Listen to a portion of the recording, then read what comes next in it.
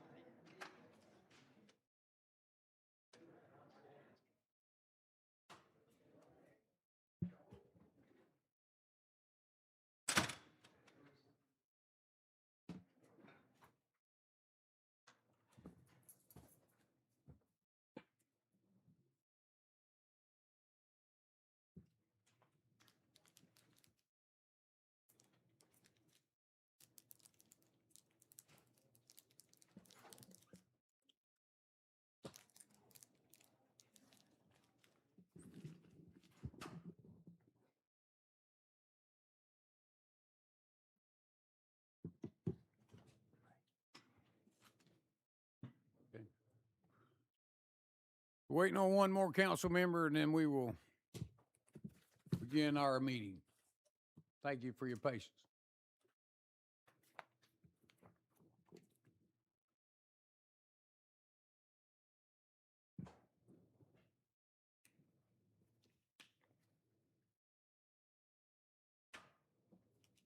The council met in executive sessions and no votes were taken. We will move into continuation of call to order and ask Jay Ortiz, our city chaplain, to lead us in the invocation.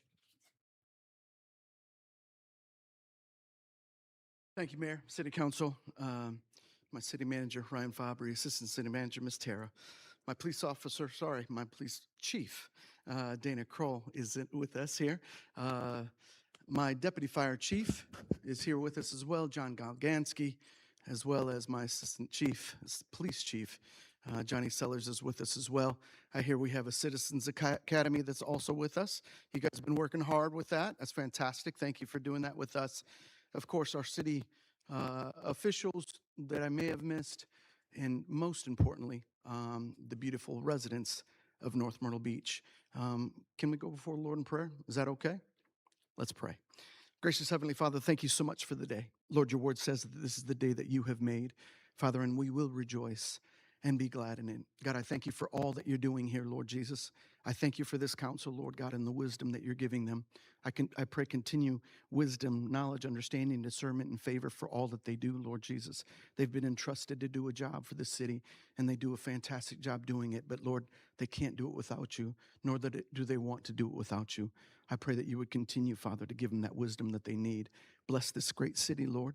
Father, I pray that this city would be known for a city that loves Jesus, a city that's set apart, God. And so, Father, continue to have your way. Do your will, Lord God. Continue to be with the leaders that make decisions, Father, from the police chief to the fire chief, Lord, and everybody else in between. We thank you for it, Father. We believe you for it. Be with us here tonight. It's in the mighty name of Jesus we pray. And all God's people said, amen. Amen. Thank you, Jay. Please stand for the Pledge of Allegiance. I pledge allegiance to the flag of the United States of America and to the republic for which it stands, one nation, under God, indivisible, with liberty and justice for all.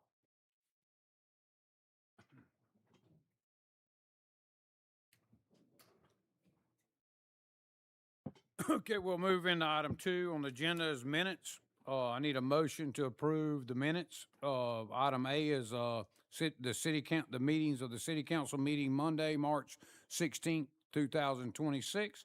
And item B is the city council workshop Wednesday, March 25th, 2026. Do I have a motion? Second. The motion is second. All in favor, say aye. Aye. All opposed? Ayes have it. We'll move into communications. And item A is a presentation to Emily Tinsley for her years of service to the city as a member of the tree board. And Jim Granger, I believe, is going to present that.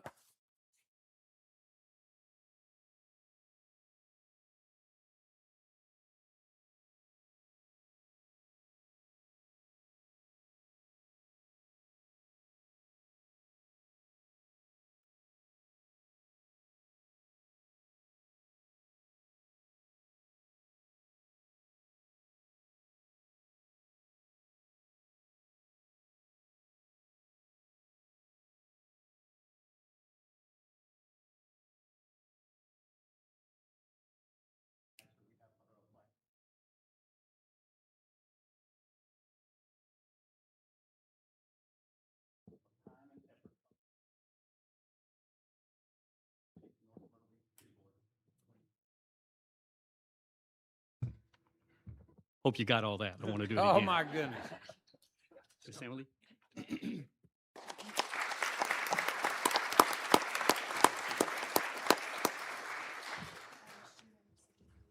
you like to say anything? It's just been a privilege to be on the tree board, and I'm moving off because I wanted someone else to have the opportunity. It's just really a privilege to work with Jim Granger and mayor and council people. You've got a great Parks and Recreation Board.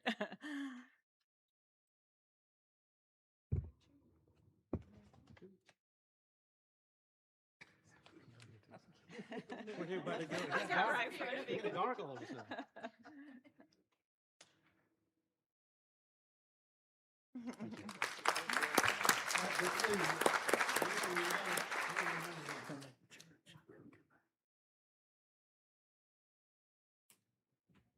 So move into item B is recognition of the Citizens Police Academy graduates. And our police chief, Dana Crowell, is going to give those. Taylor, if you'll come up.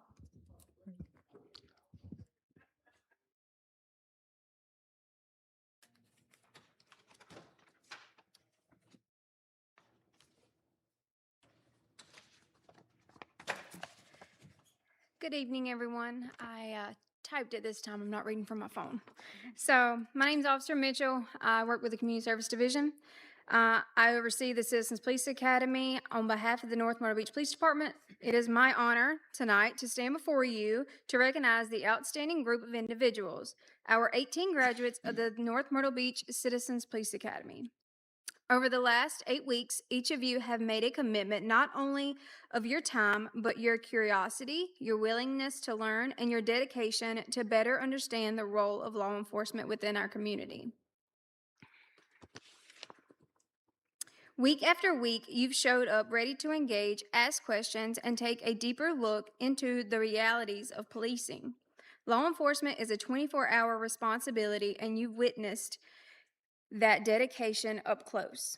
The Citizens Police Academy is not designated to make you a police officer, but is designed to build something that is just as important: the understanding, the trust, and most importantly, the partnership. Each of you now carry a greater appreciation of the decisions officers must make each day.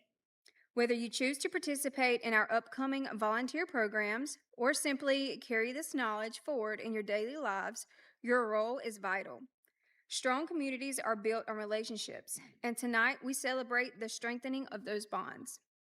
Our 18 graduates, congratulations. Your dedication does not go unnoticed. We are grateful for your investment in making the city of North Myrtle Beach a safe, stronger community. Thank you. And now, if everyone will please join me in recognizing the Citizens Police Academy class spring of 2026. The first graduate is Mr. Troy. If you could come forward, please.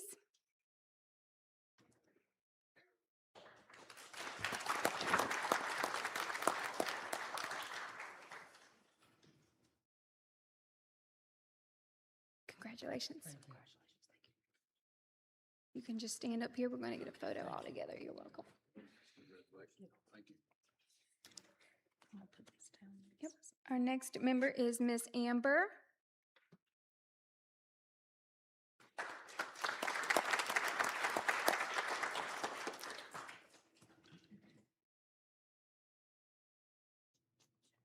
Mr. Robert, you can come on and walk forward too. You know you're next. You're welcome, dear. Congratulations. Thank you so much. Probably gonna have to move this over. All right, Miss Peggy, you are next, dear.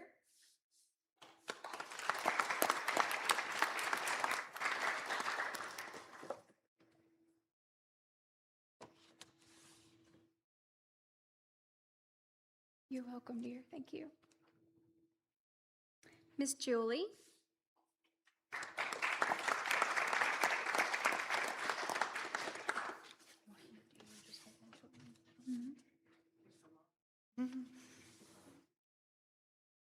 As long as you get here. Thank you. Thank you. Thank you. Miss Teresa.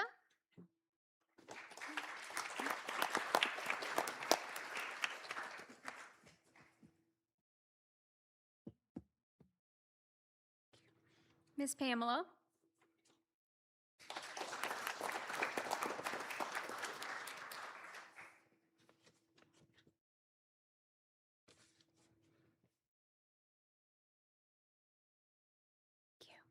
Miss Debbie.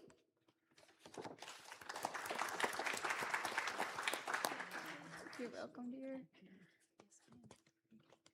Michael L.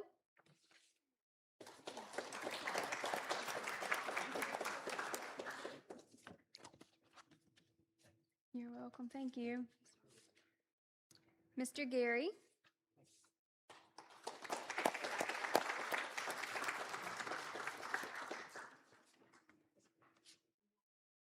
Miss Kathleen.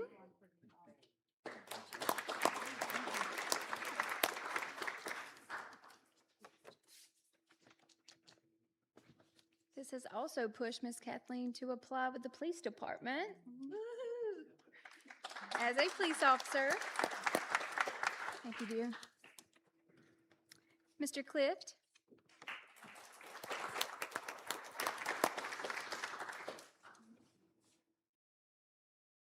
Thank you. Miss Donna. Oh, here you go.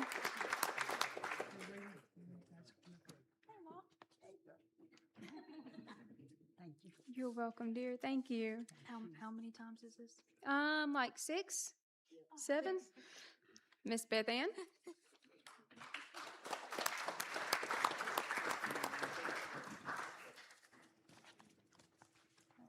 I'm gonna put y'all to work back here. Mr. John R.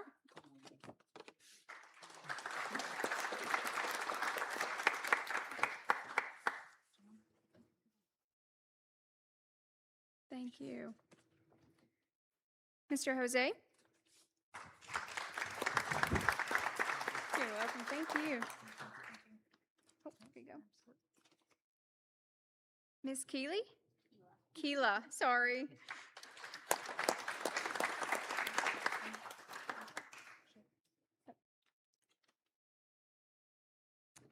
Michael S.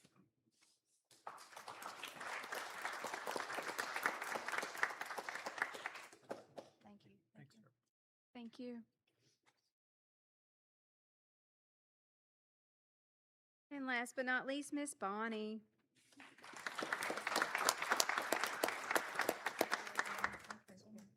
Thank you. And also, too, I meant to say, Mr. Robert is going through the process of applying with our detention center. So we are getting some things out of this. It's going great. I think they want a photo now. No, Are you you- good. Come on. Oh, blur them out. Oh, I'm smiling. Oh. I was on tiptoes. Maybe? Yeah, tell us. Would it be easier to go out there? Yep. Okay. Congratulations, you guys. Thank you. I'm coming out there with you. Thank you, Chief. Yep. Thank y'all as well.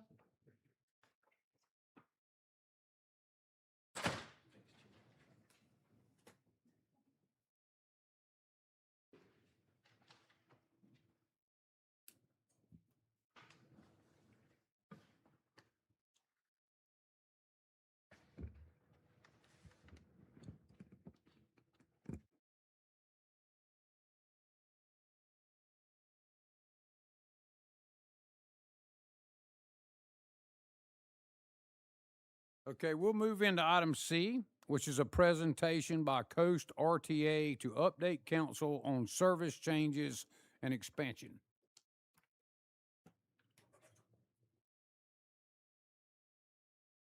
Great, how are you? So, oh yeah.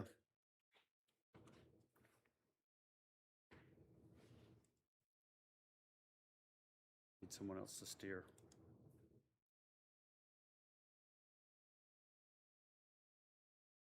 Thank you so much. Just wanted to give you all an update on kind of all things Coast RTA. We do have some route changes coming up, but I did want to start on some deferred capital that we're trying to work on right now.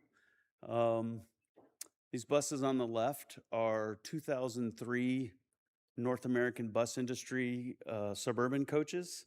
They all had over 2 million miles on them. We actually got them from Dallas in 2015 when I moved here. So I'm actually getting ready to celebrate my 11th year here at CoStar TA. And we are replacing them with 4 of the buses that you see on the right side. Those that are in the picture are 2021 New Flyer Excelsior XDs. I love the names of these buses, like a car. But and those 4, or there's 5 of them there, but those buses were $487,000 a piece in 2021. The 4 that we're getting later on this month are $750,000 a piece, including tariffs. And so really hit our industry hard over the last few years, but we're very happy that they're coming, and they're basically replacing these 2003 Nabbies. But that just wanted to illustrate a little bit on, we've been utilizing equipment. Those buses saved our bacon back in 2015, but they were pretty tired, and we sent them pleasantly to Don's Car Crushing. We are also working on a new bus operating and maintenance facility. This is our current site plan that you'll see on the list here. Just a quick update, we were able to acquire the property. So the property is in our name. We are sharing this property with the city of Myrtle Beach. They're putting in a new fire station. And then we're putting 2 facilities in there, a transit center, which you can see at the bottom of the screen, and then the bus operating maintenance facility in the back.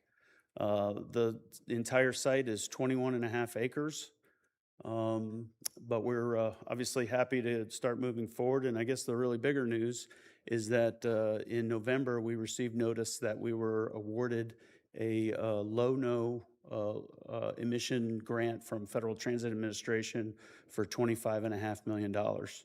And so that's providing the federal side, and we have money from Ride 4 to match those dollars to build these 2 facilities. The grant also includes 5 more buses that will be diesel hybrid buses, so they'll have battery powered as we continue to upgrade our fleet.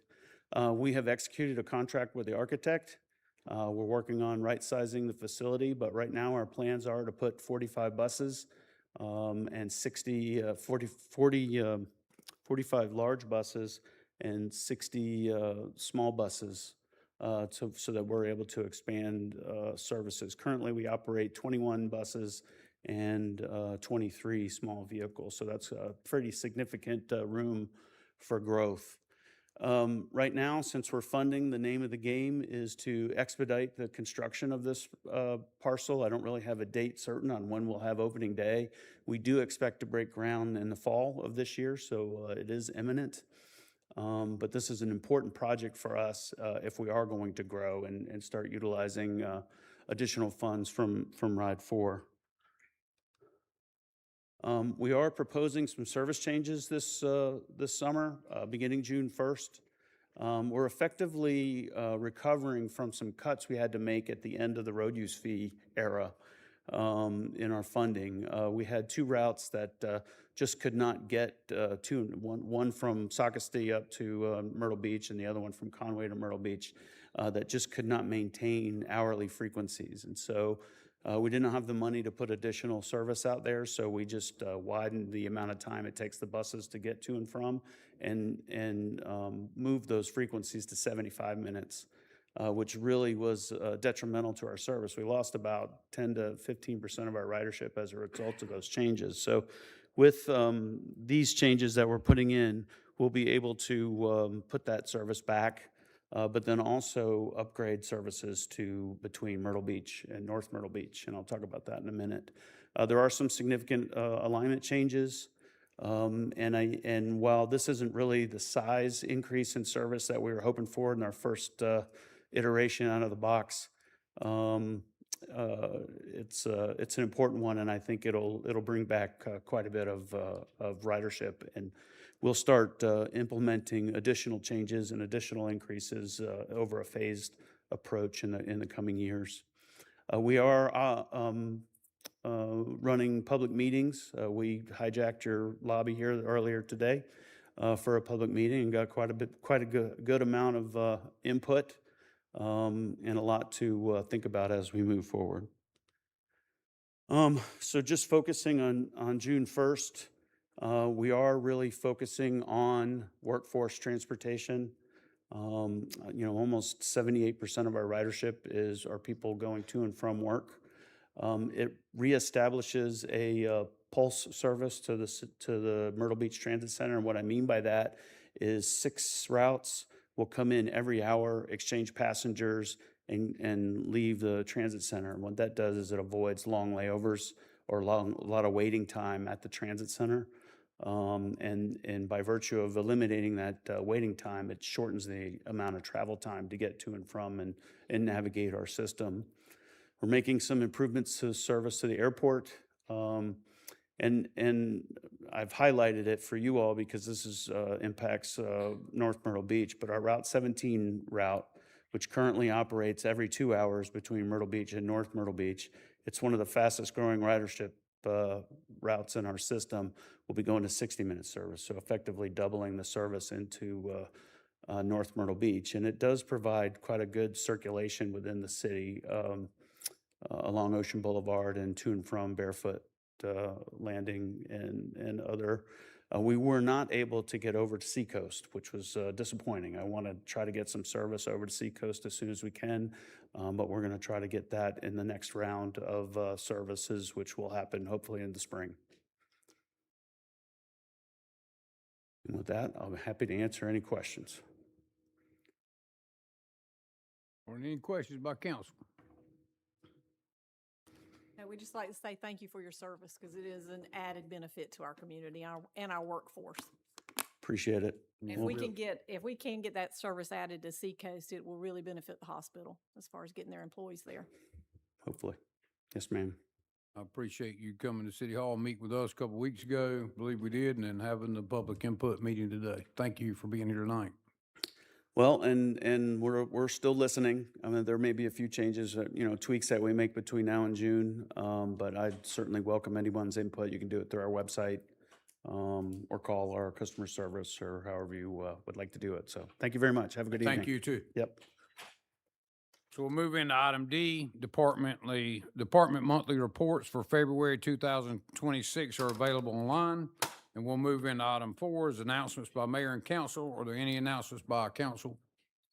I just want to say thanks to the employees, our first responders, and any volunteers that helped during some of the events we had this weekend. We had the opening of the farmers market on Friday, and then we also had the Easter egg hunt on Saturday. So anybody that had to work or help out over Easter weekend, I really appreciate that.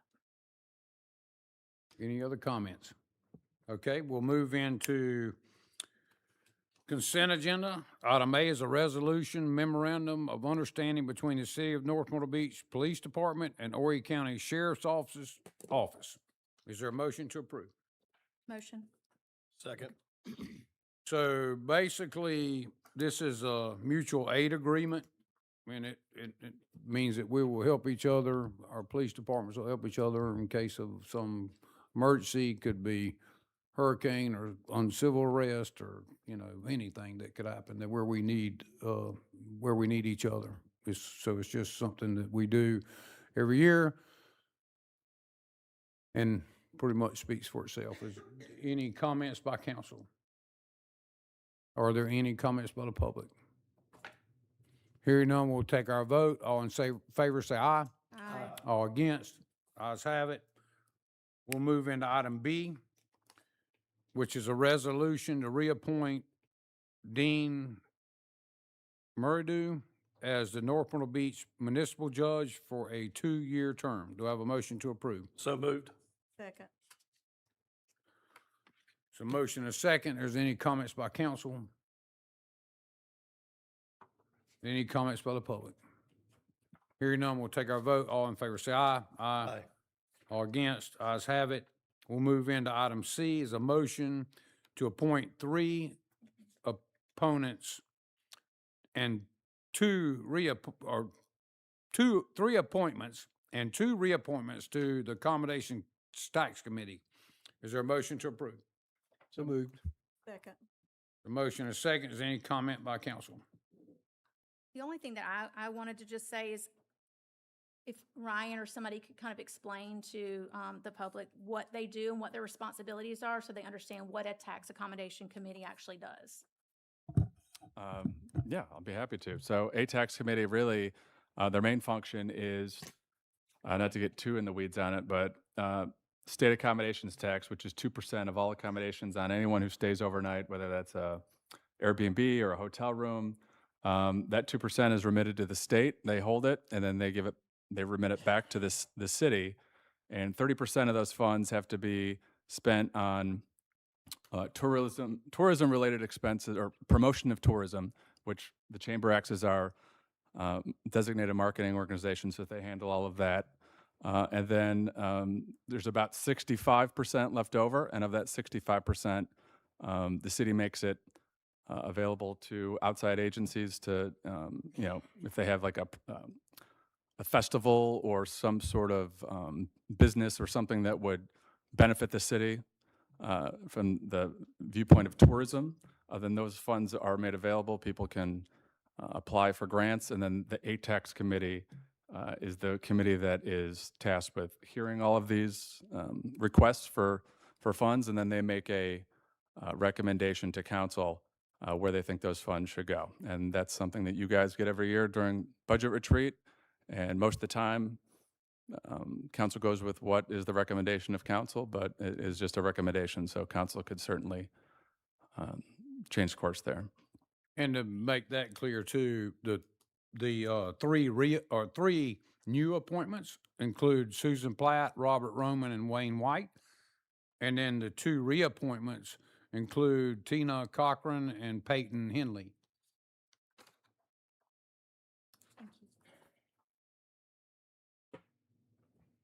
Are there any other comments by council? Are there any comments by the public? Hearing none, we'll take our vote. All in favor say aye. Aye. All against? Ayes have it. We'll move into item A under unfinished business, ordinance, second reading, petition for annexation and zoning designation for 64.46 acres on South Carolina Highway 90. Is there a motion to approve? So moved. Second. I have a motion and a second. Is there any comments by council? We thoroughly went through this on the first reading, and it looks like this developer has done everything those neighborhoods had asked them to do, so I'm good with it. Yeah, and we'll talk about some of the changes when we get to developers agreement in the next item coming up. Are there any comments by the public? Please give your name and address. You know the speaker. Jolie Puffer, 3506 Turner Avenue. I just wonder if we're voting backwards. Should the development agreement be agreed on before the annexation? Because would the citizens like to have a comment? I do have some concerns about the development agreement prior to annexation. I think annexation is the desired, but the development agreement is what they're supposed to agree to in order to make sure that the annexation is not a mistake. I'm just confused that we're giving them annexation prior to voting on the development agreement. I'll ask the city attorney to respond to that. Chris, could you get that microphone, please? So, procedurally, the annexation of the property will have to come before the development agreement. So the development agreement can be applied to property that's been annexed into the city. Okay. So who, just out of curiosity, and this may be for the next one, and I can ask that after, who's responsible for making sure the development agreement is followed? Because we annexed, and I think Shep even made comment about the property across the street, which was not in its highest and best use and highly undesirable, especially supporting the sports complex. I don't believe a car wash and a storage facility will end up being one of the benefits that that sports complex was built to accommodate. So who's in charge of accommodate, or at least overseeing that the development agreement is followed? Because there are a number of things in the development agreement that will be conditional at the point that we're voting on it, but could be amended, which is kind of a common practice here in North Myrtle Beach, to get an agreement decided upon and then to BZA it to change. So I think we're going to cover that when we go to the next item in the development agreement. And if not, please Okay. come back up. Okay, perfect. Thank you so much. Thank you. Are there any other comments by the public? Hearing none, we'll take our vote. All in favor say aye. Aye. All against? Ayes have it. We'll move into item B, unfinished business, ordinance second reading, development agreement for Champions Boulevard Commercial, and to authorize the city manager to sign the document on behalf of the city. Is there a motion to approve? So moved. Is there any comment by council? And I will bring this up now since we talked about this, so and maybe, yeah, Chris is already up here, so I think, you know, in the development agreement, we had included language that's included in here that would exclude certain uses, and we also have language that would talk about what we can do in case somebody did not abide with this agreement. Correct, and I'm going to go over Okay, those changes. thank you so now. much. And I'll go ahead and get into that. Council, what I'm going to go over with you are changes that were made to the development agreement since first reading a couple of weeks ago. Section 12D, the intersection improvements at Champions Boulevard and Park Point Avenue. The developer agrees as a public benefit, the developer shall contribute to the city on or before the second anniversary of the effective date of this agreement, the sum of $250,000, representing the portion of the cost incurred by the city for the installation of a future pedestrian and/or vehicular improvements near the intersection of Champions Boulevard, Park Point Avenue, and Citizens Circle. Regarding Section 12E, full-function intersection improvements, developer agrees to install as a public benefit at the developer's expense a full-function traffic signalization at the intersection of Champions Boulevard, Sandra Boulevard, and the primary access point to the project as shown on Exhibit L, which also includes signalized pedestrian movements, the specifications which are included in Exhibit L attached here too. The location of the improvements described above are also shown on the offsite improvements location on Exhibit, on the offsite improvements location exhibit. Further improvements set forth shall be subject to, 1, the approval of the city engineer, 2, the approval, to the extent required, the South Carolina Department of Transportation, and following the completion of such improvements and acceptance by the city and the SCDOT respectively, such improvements shall be deemed to have been completed in accordance with the terms of the agreement. The cost of platting, dedicating, conveying, and recording such off-site roadway improvements shall be the sole expense of the developer. Section 12O, developments of regional significance. The developer acknowledges and agrees that the project is to be developed on the subject property is intended to be a development of regional significance under Section 23-129.5 of the Code of Ordinances, and that to the extent design principles and standards or applicability of Section 23-129.5 are amended prior to the first anniversary of the recording of this agreement, the subject property shall be required to comply with all amended design principle and standards or applicability. Now, this last section requires a little bit of background information, so I'm going to go into that first. In beginning the background explanation, additional edits were made today that relate to the restrictive covenants that the developer will be obligated to comply with. As council is aware, the property is being annexed into the city with a zoning designation of highway commercial. Highway commercial district typically allows for the following types of uses within highway commercial. And those uses are adult entertainment businesses, cemeteries, crematoriums, and building heights of up to 50 feet, and in some instances, building heights of up to 70 feet. However, in this instance, and in the development agreement, the developer has agreed that the property will not be used for adult entertainment businesses, cemeteries, or crematoriums, or buildings of a height of more than 35 feet in the area depicted on Exhibit I. And that area is an area that backs up to, I believe, the Park Point neighborhood, and it's depicted on the exhibit. And these restrictions will be included in the recorded covenants, conditions, and restrictions, or the CCRs. That's section 12 P on page 13 of the development agreement provides that the neighboring property owners or property owners association within Park Point and Park Ridge shall be deemed third-party beneficiaries of the covenants, conditions, and restrictions, and shall have the independent right, but not the obligation, to enforce those specific restrictions in the event the developer violates those specific CCRs. The city, as well as provided for in section 17, restrictive covenants of the agreement, can enforce those as well. And those are the basic changes that were made since first reading. I understand. Thank you so much. Yes, sir. I believe we covered and the developer did everything that our residents asked and the council asked, as far as I can tell. Is there any other comments by council? Are there any comments by the public?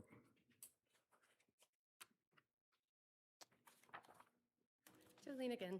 I just wondered if there was a maximum square footage in the development agreement. I didn't see that.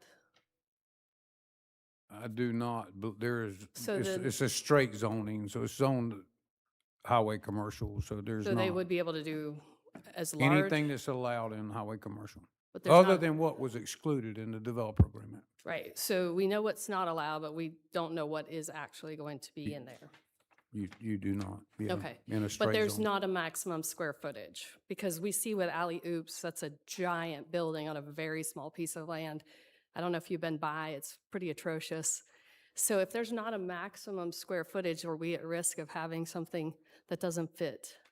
Yeah, I mean, you actually do have a maximum square footage and one as the footprint. For the and it's also- 65 acres, yeah. But it's also defined by setbacks, front Okay. setbacks, side setbacks. And then there's some other factors that they consider in there on the site development as far as, automobile circulation, Sure. pedestrian circulation, landscape requirements. So you don't, carte blanche say that it's 100,000 square feet or 50,000 Okay. square feet, but it's governed by the piece of property, very much like is in residential as you are in. Yeah, well, Alley Oops is probably a lot bigger and probably not going to have enough parking, so I'm still a little confused how that all happened, but I know that doesn't apply here. My question is the 8-foot cinder block wall, did you not get that? Have you seen Alley Oops? Have you been by Alley I have. Oops? Okay, I just wondered what that was all about. I just wanted to ask. It fits within the zoning. It's atrocious. It's highway commercial. 8-foot cinder block wall is going to go between the development and the housing development. Who's maintaining that 8-foot wall?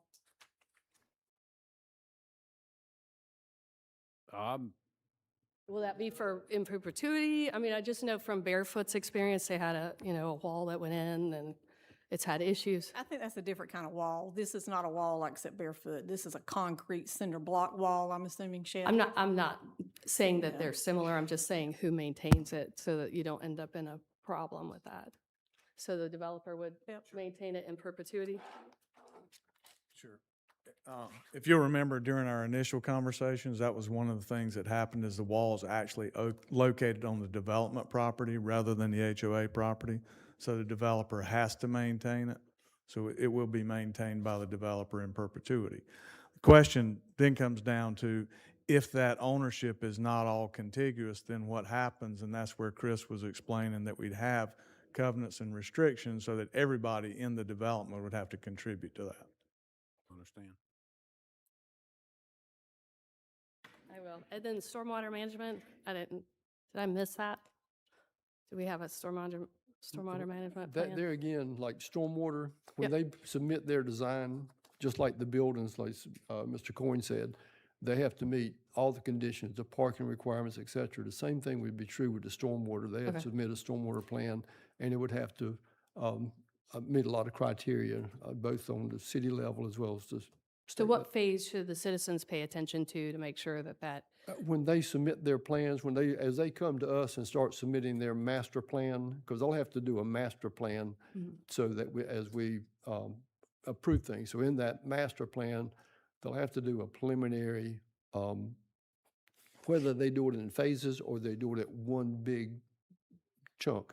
If they do a phase, there again, engineering will have to go back and make the calculations on what that particular phase would impact be. If they do another phase, they'll have to do the same thing. Whether this developer comes in and does one big blanket, which I'm hoping that's what happens, and we can, to me, it's simpler if they do the bigger phase and you can maybe catch loopholes. And so I understand they have 10 years. Is there a phase for which each part is starting, finishing? Is there any kind of performance bond on any of that? No. No. So they can start and finish whenever, as long as it's within the 10 years. And so we could have some of it done and some of it not done. But the thing is, under this development agreement, just like right now, this particular individual doesn't own these parcels. These are 3 different parcels or 4 different parcels, but they have it under contract. But these owners that currently own this property, they've agreed to subject themselves to this development agreement. So if this developer starts it and for some reason he goes bust or he can't perform, that property is restricted to this development agreement. So that, let's say we have, like in 2007 when we had our big crash, a lot of projects didn't get done, and but they were still, those projects were restricted by the development agreement. So it's when the things did rebound, you do have some control over it. Will the public safety, fire and rescue, all of that be part of the plans as they go along? Or has that been, like, has there been a traffic study on the increase in traffic and then how public safety will support? Yeah, when they submit those plans, they will circulate through the different departments of just like the police department and the fire and rescue, well, they'll give their 2 cents worth, not 2 cents, that's a wrong phrase, but they will give their opinions. It's a pretty significant development, so I'd like to be able to keep an eye on it. Just I wanted to know. agree. Thank you very much. Absolutely. Thank you. Are there any other comments by the public? Hearing none, we'll take our vote. Oh, yes, sir. Please give your name and address. Harriola, 3624 Pitchers Place, Park Point.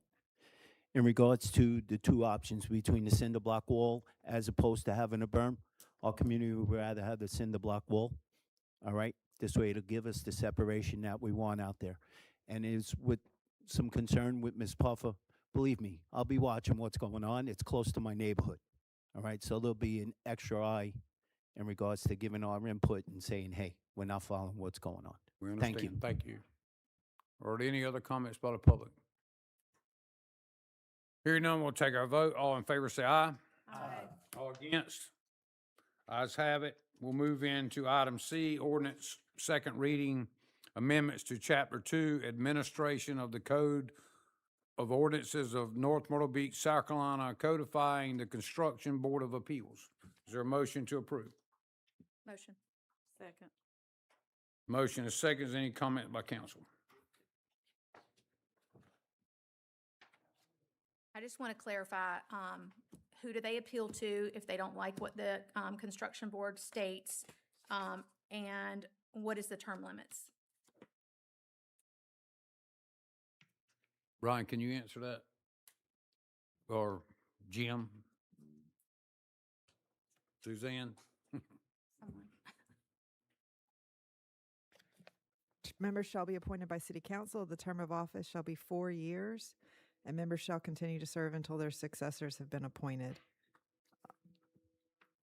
There are no other term limits, I believe. Yeah, and you appeal to the circuit court, just like any other of our bodies. Thank you. And so basically here, we're putting in a construction board of appeals. Right now, we have a BZA, and so the construction board of appeals would hear things that BZA can't hear. And we need to have that board in place. We did it one time, but it kind of didn't have any activity, so it went away. But we need to have it, and it deals with floods and certain things that the BZA can't address. So we need to put a board in place, and we have some applicants for that board. And we're moving forward with what we ought to be doing. Are there any other comments by council? Yes, now that we've brought it up, because I know later on in the agenda here, we're going to do some housekeeping work on term limits and That's right. things of that nature, and so we're going to appoint 5 people, and And I'm not clear that we've established, are those 4-year terms?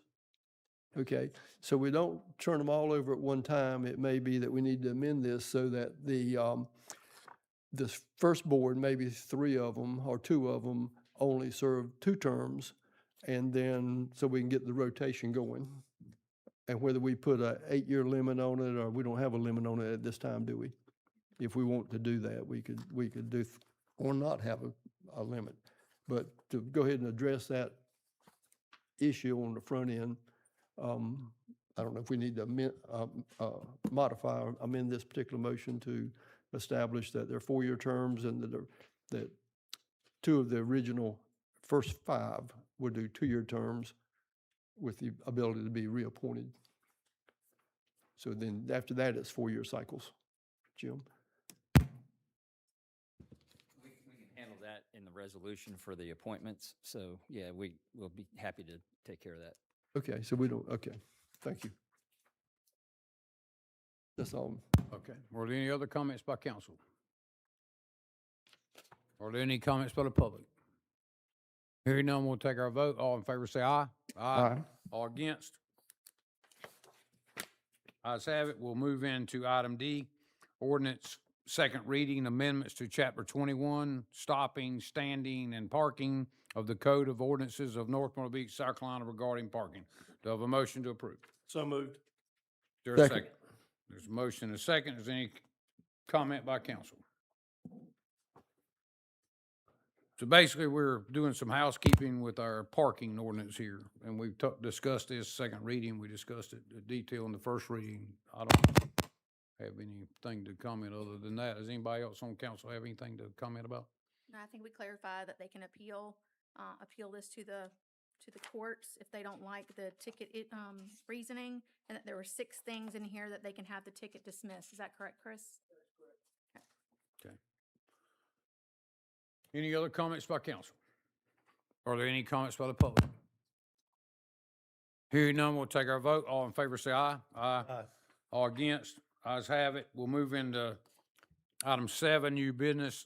Item A, resolution regarding the terms for planning commission members. Is there a motion to approve? Motion. Second. A motion is second. Is there any comments by council?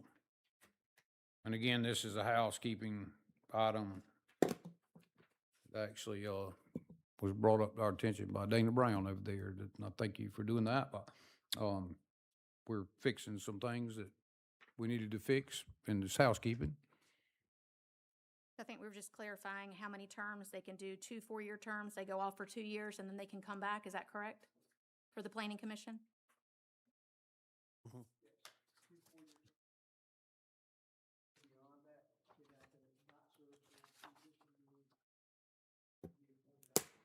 And we're also staggering the appointments.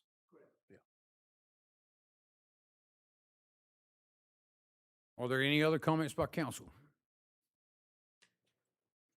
Are there any comments by the public? Hearing none, we'll take our vote. All in favor, say aye. Aye. All against? Ayes have it. We'll move into item B, a motion to appoint one appointment to the board, which would be Norfleet Jones, to the Board of Zoning Appeals. Is there a motion to approve? So moved. Second. Any comment by council?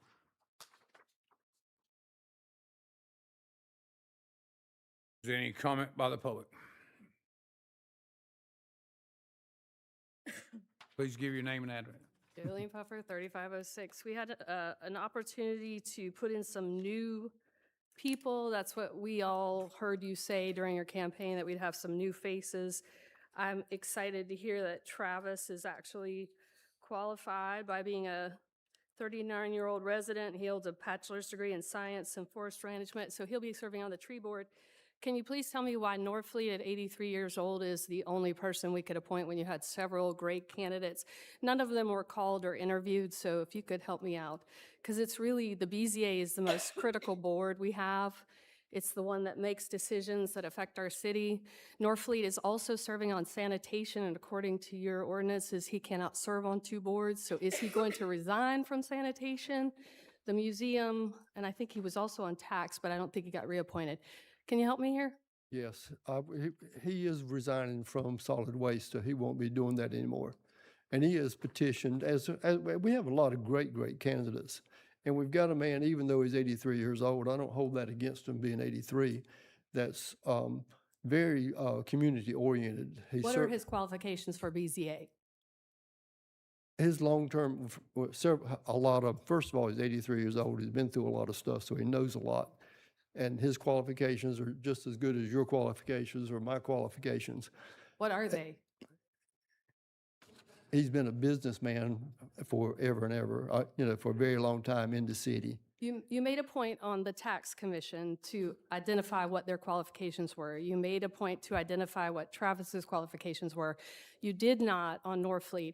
I actually believe this is the same shell game. These are the same people. This is friends and family. We've seen enough, and I think it's a really great opportunity for the city to show the citizens of North Myrtle Beach that when they say it's new blood time, it's new blood time. Okay. I think I appreciate your comments on that, but personally, Mr. Norfleet has done an excellent job in our city, and in my opinion, he has a certain, as a lot of right, people just like, have. And just like you other people. Solid waste, serving tax, and he's on the museum as well.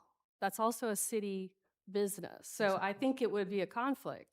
And so unless he's going to resign from everything, but it's also not new blood. And you all said you want new people. You want new faces. There's a lot of very qualified people, and we get the same people. I know Norfleet did a lot during the election, so is this something we're doing a little payback? Or his wife's in the women's club? Is this, I mean, I'm serious. I'm super tired. I'm super serious. You may disagree with who's appointed onto a commission, and you have your own judgment of that, and that's certainly up to your opinion and your, however you want to judge that. But to judge and ask us to talk about somebody individually about their credibility is The qualifications, that's all I'm asking. unworthy. The qualifications are listed in his resume that he submitted to the city. They're not on It's the seat. public information. But these three, the tax and the tree and the BZA, were issued by the city to the citizens.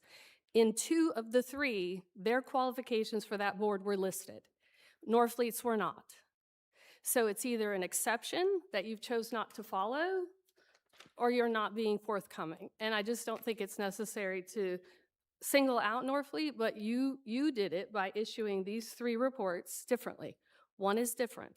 So I did not see the difference in the reports. We received an application I from can each show them to you. applicant with their resume attached right, to it. but each one identifies why they're being selected for the committee. Okay. It tells their qualifications. I'd have to look into that. I'm not sure about that. I'm not sure why his are not listed there. Okay. They were listed with his application. I just think it's time for new people, and there were a lot of people that applied, and I think it's very unfortunate that once again we're picking some of the same people. Same names, same friends, same family. I don't think Norfleet served on the board for us, but I'm not sure about that. He's served on a number of boards. It's He time did. for some new blood. Okay, thank you. Are there any other comments by the public? Hearing none, we'll take our vote. All in favor, say aye. Aye. All against? Ayes have it. We'll move into item C, is a resolution regarding the terms for the Board of Zoning Appeal members. Is that correct? Reappointment of the Planning Commission. We're back on B. This is 7B. Yeah, this is. I'm right. Okay, yeah.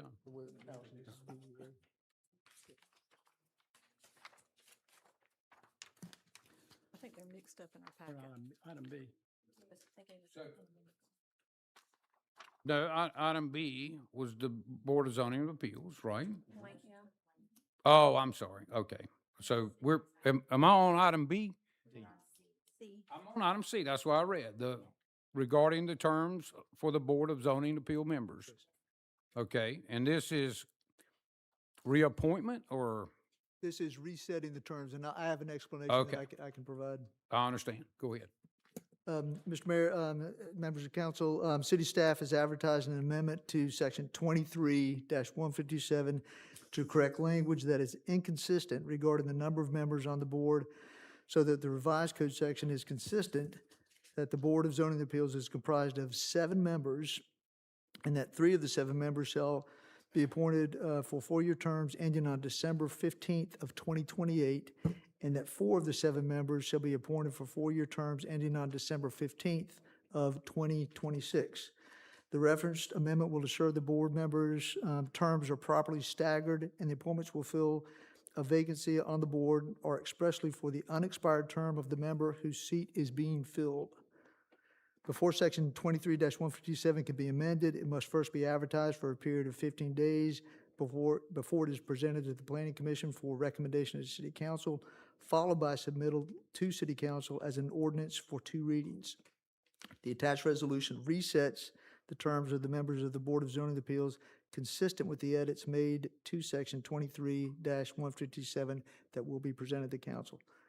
Recommended action is to adopt the resolution resetting the terms.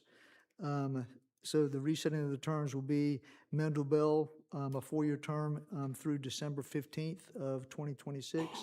Andy Thomas, a 4-year term through December 15th of 2026. Wyman Wise, a 4-year term through December 15th of 2026. Norfleet Jones for a 4-year term through December 15th of 2026. William McGonigal, a 4-year term through December 15th of 2028. Cynthia Lover, a 4-year term through December 15th of 2028. And Joe Reeves, a 4-year term through December 15th of 2028. Thank you. Thank you. Are there any comments by council?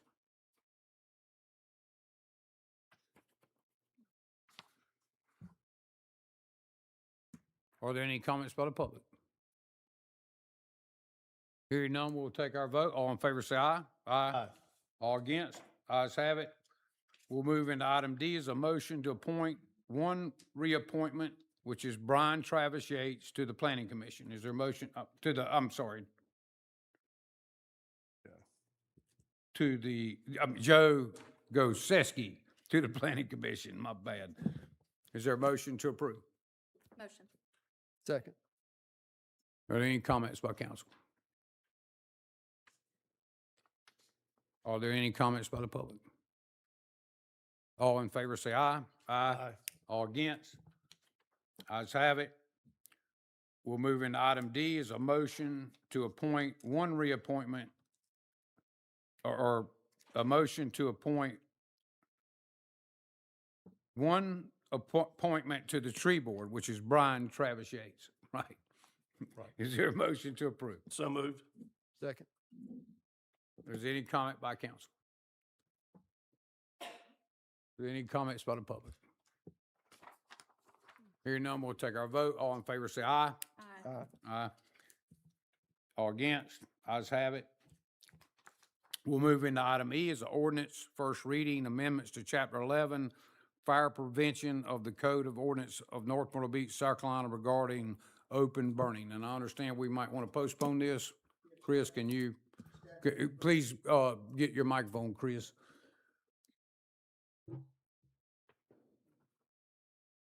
And don't be Requesting that council postpone this item until the council meeting on May the 4th to allow for additional edits to this ordinance.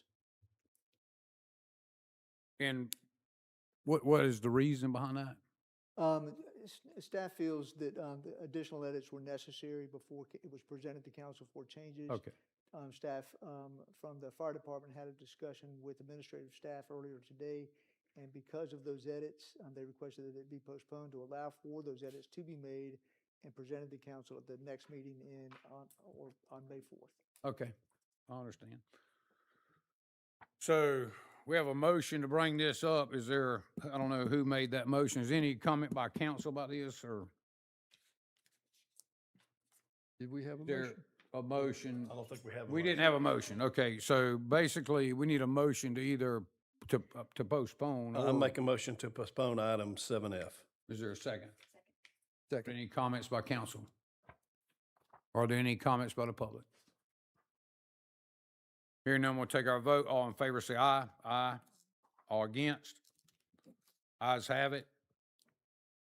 We'll move into item G is an ordinance first reading amendments to Chapter 12, Health and sanitation of the Code of Ordinances of North Myrtle Beach, South Carolina, banning smoking on public beaches. Is there a motion to approve? So moved. Second. Second. I have a motion, a second. Is there any comment by council?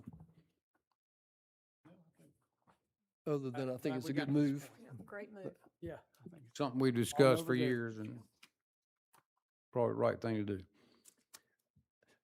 I do want to ask one question, and I did read it.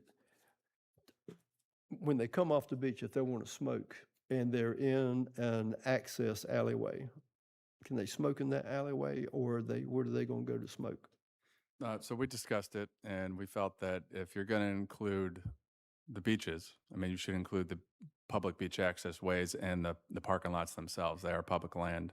And to say you can smoke in the public access ways, then everyone's just going to flood to a choke point, and there'll be a bottleneck, and then people will be forced to walk through a wave of smoke every time they go to the beach, which defeats the purpose. So it does include the beach accesses and the walkways. And that does help with the pollution of the beach as well, keeping the cigarette That's the butts big off the thing. dunes and off the sand. Yeah, that's the biggest thing right there. That's probably the most disturbing part is people with the cigarette butts and trying to clean the beach every day. Are there any other comments by council? Are there any comments by the public? Please give your name and address, and we have a 3-minute limit. Debbie Lombardino, 309 49th Avenue North. So who's going to enforce this? Well, that's a great question. And, most like things like this and that's one reason this kind of got stalled for years about being brought up. The great thing about it in my mind is when people see, and I've been to a lot of beaches that have no smoking, and you see that sign, and it gets your attention. So you're going to curtail a tremendous amount of people that will abide by or would not abide by. You're going to curtail a lot of more people are going to abide by the law. There's no way we can add somebody to go up and down the beach, and we're not going to do that. But that was something that we struggled with years ago. But still, it's the right thing to do, and I think it will curtail, and it will be probably complaint-driven more than anything. If somebody has a complaint, which a lot of our laws are. Police enforcement that would, if That- somebody yeah. complained about it, that's. Yeah, sure, Okay. absolutely. All right, thank you. Hopefully, most people will abide. And what we hope too is the chamber is going to help us put out notification to tourists that are coming into town. They're going to market it for us as well, that we are a no smoking beach.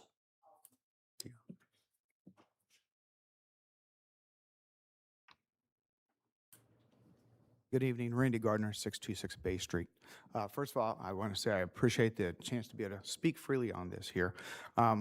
Lived down here for a long time, been on the beach a long time, never really can see where this really complaint is coming from, and I'm kind of shocked that I can go out here to a designated smoking area and I can smoke.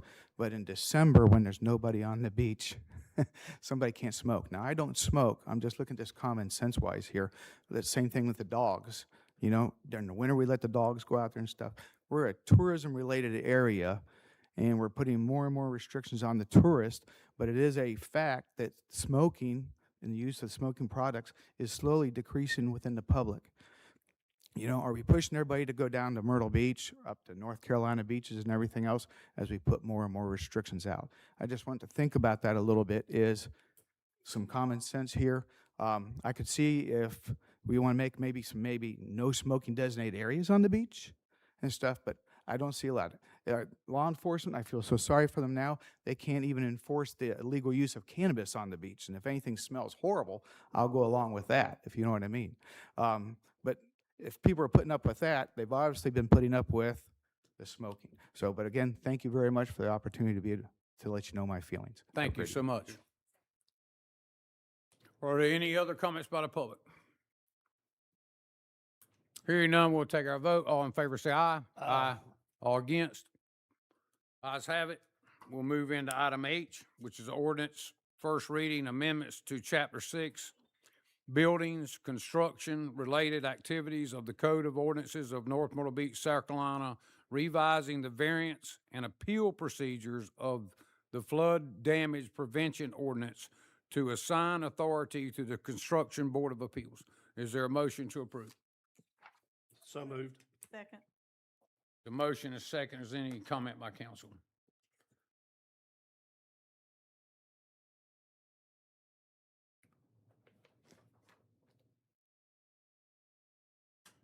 I think we kind of discussed this earlier on in the agenda when we created the Construction Board of Appeals, but anyway, but there's no comments by council. I think it's clear. Are there any comments by the public? Hearing none, we'll take our vote. All in favor say aye. Aye. Aye. All against? Ayes have it. So we'll move into public comment. If anybody would like to address council, please come to the microphone, give your name and address, and we have a 3-minute time limit. Thank you so much. Good evening. I'm Craig Heron, 1306 Golfview Drive, and I'm here to say I'm hurt a little bit. I wrote all of you on March the 13th an email.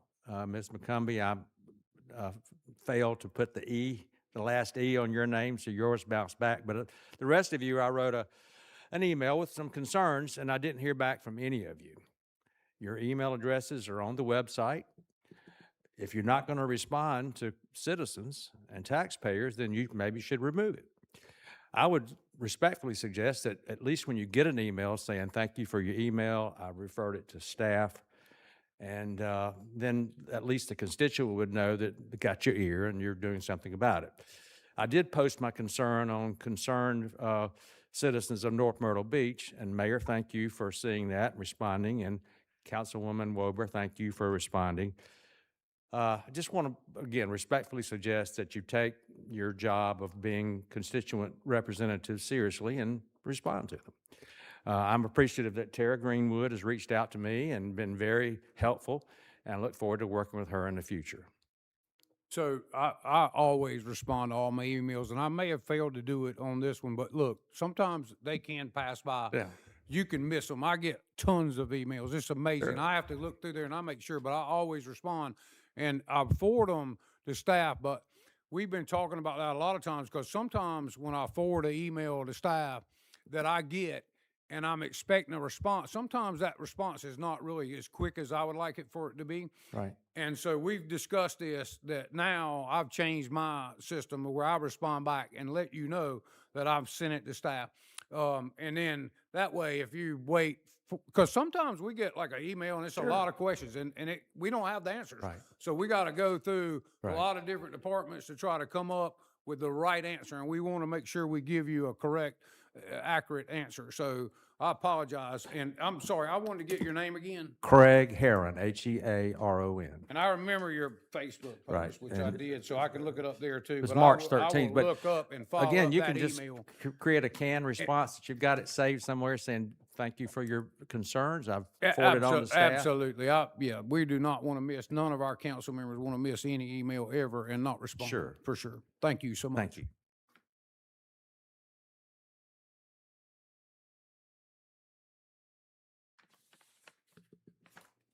I'll be quick. Dana Brown, 2314 Vera Way, Longs. For those who don't know me, I'm in kind of a newer subdivision, and we've had some problems out there with the developer and the builders, and we've had some really great city inspectors out there helping out us homeowners, and we're getting ready to have a bunch of property turned over, a lot of stormwater management, a big rec center, and just any extra inspectors you can afford, they would be very welcome. And I just wanted to pass that on because we could certainly use them when this important infrastructure is being finished. Thank you. Thank you too.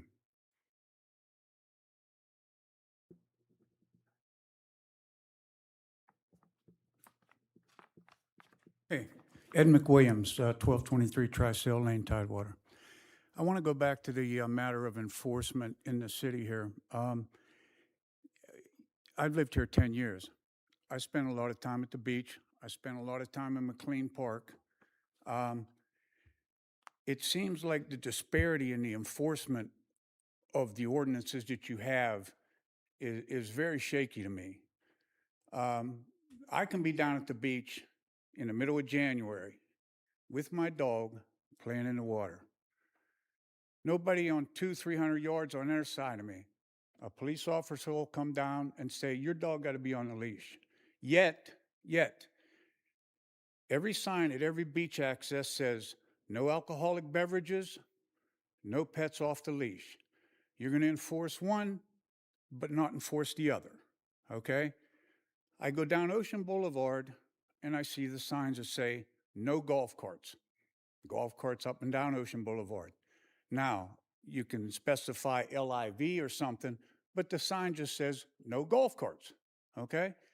And you go in McLean Park, and there's a sign in there that says no bikes, no scooters. There's kids over there riding through there on electric bikes. There's a guy with a dog training his dog chasing the ducks in the lake. I've never seen an officer over there walking in the park. It's a city park. You get a mixture of tourists from the beach and people from the city, seniors walking on the path with their dogs, okay? And you have these local kids flying through there on e-bikes. I never see any enforcement on that. So it's like, it goes back to an old adage, say what you mean what you say, okay? If you have an ordinance, enforce it. If you're not going to enforce it, get rid of it. Just like the alcohol on the beach. Why do you have it if you're not going to enforce it? Okay? The signs they spell it out verbatim, okay? And that's the way it should be. Mean what you say what you mean. Thank you. Thank you. Are there any other comments by the public?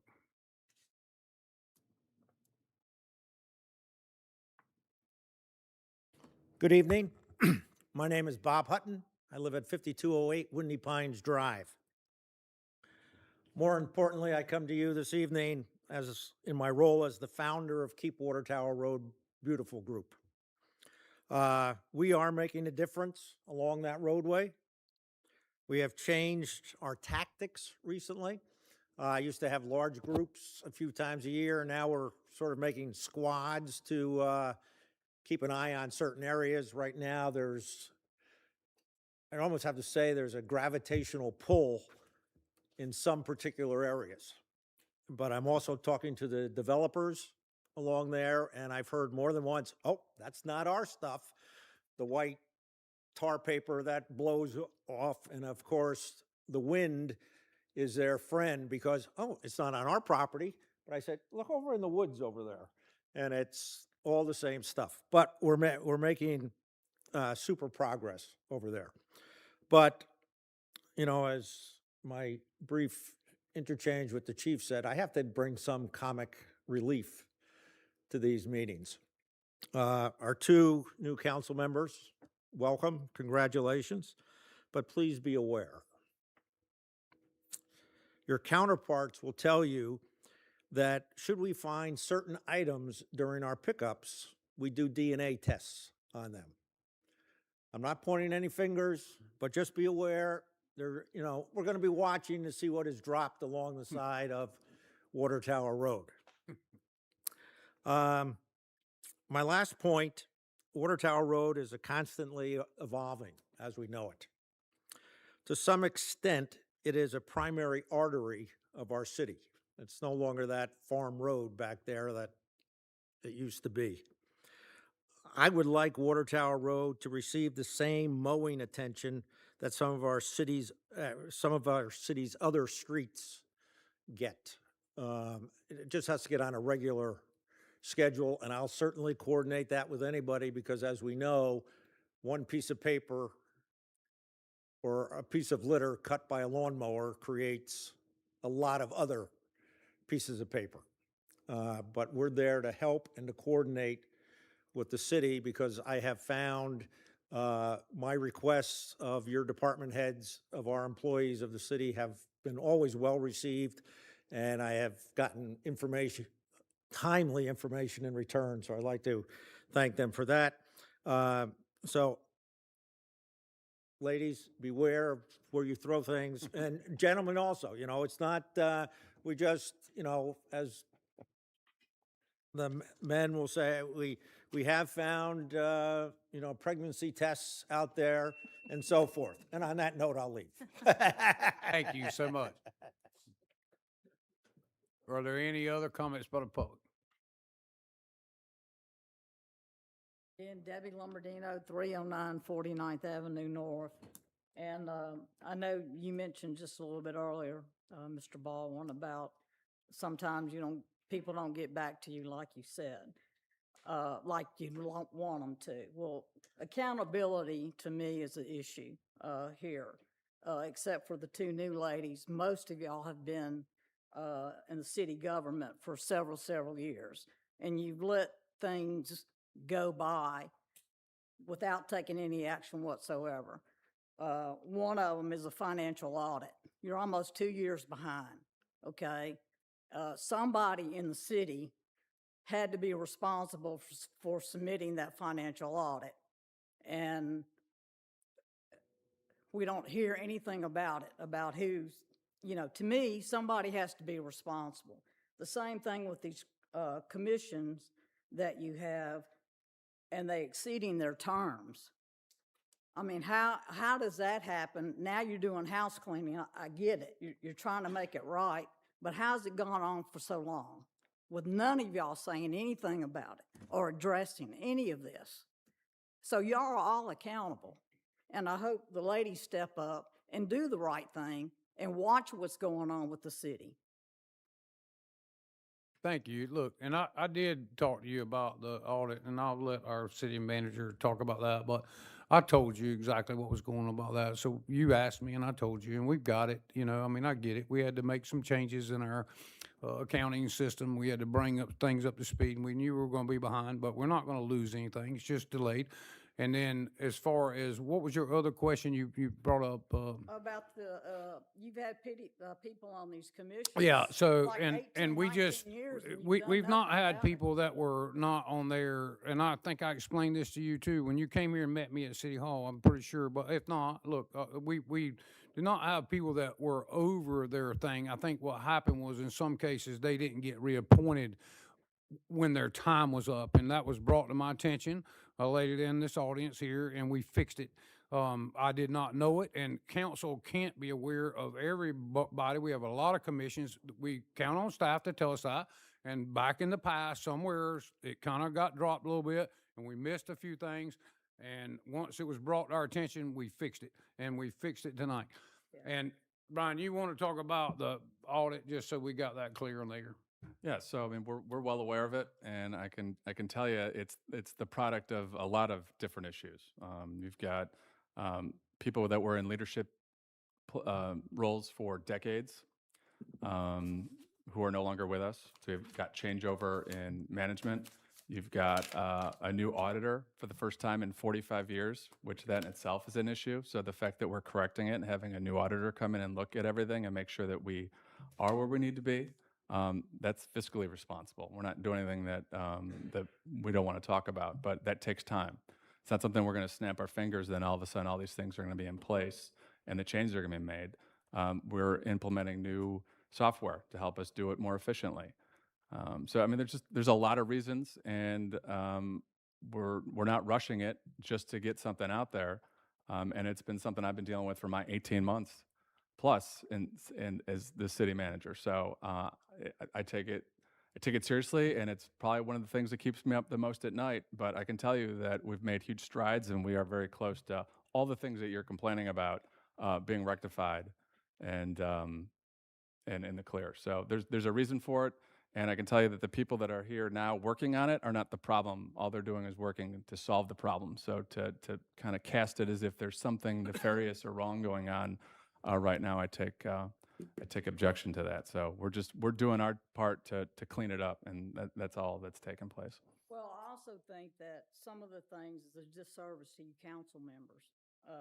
And one of them that, we talked about it, Mr. Baldwin, about the Chick-fil-A thing, that it came to you, and now you guys are in a bad position with that because I don't believe the Planning Commission did their homework, okay? All they did was recommend approval for it.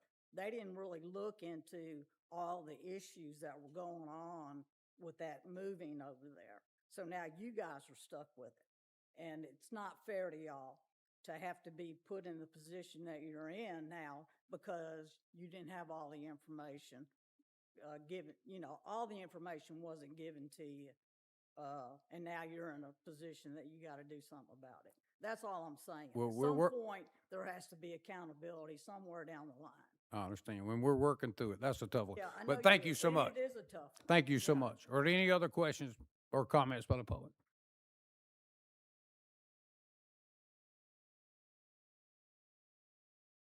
Please give your name and address. Sure. Pat Ucci, 1003 South Ocean Boulevard.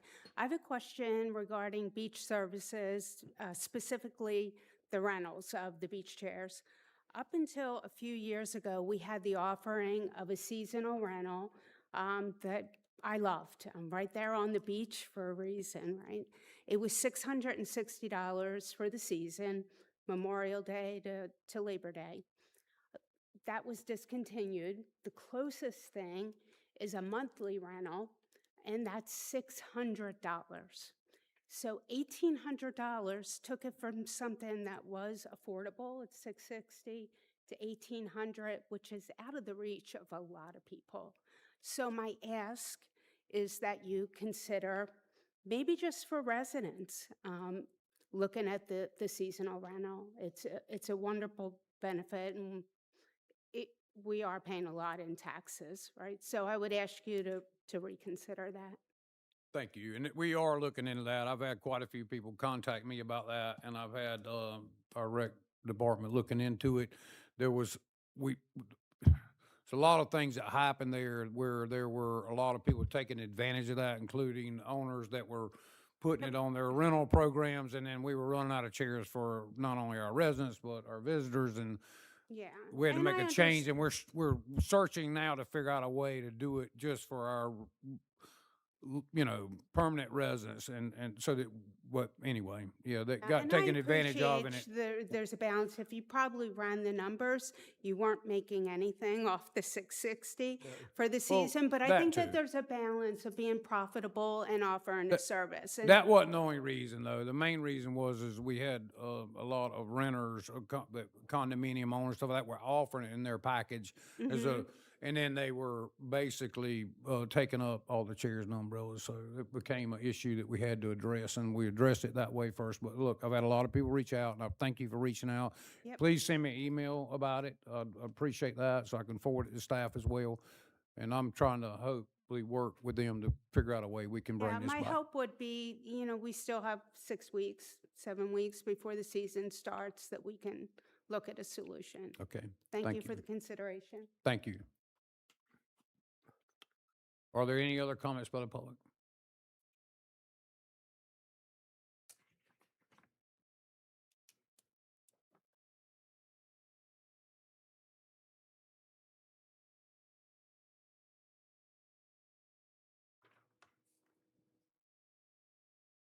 Janet Spencer, I live on 34th Avenue South in Windy Hill, and just trying to get an update on the Poinsett Drive.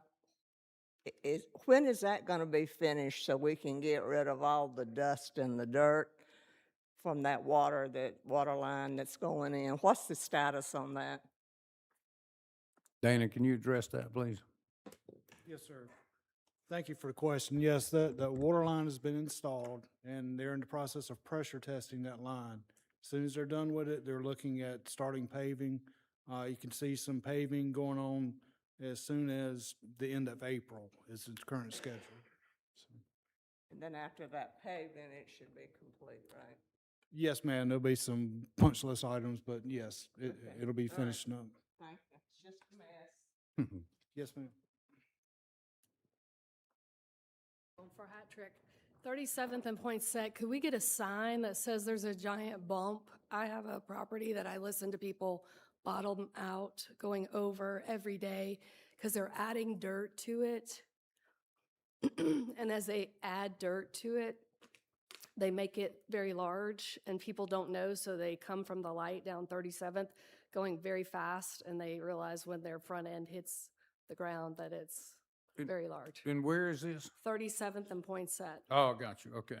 They continue to put dirt on it. They were doing it at 37th or 35th and Poinsett as well. So there's quite a bit, and a lot of visitors don't know they're going to hit something that might send them airborne. I got you. Thank you so much. Are there any other comments by the public? Hearing none, I'll need a motion to adjourn. Is there a motion to adjourn? So moved. There's a second. All in favor, say aye. Aye.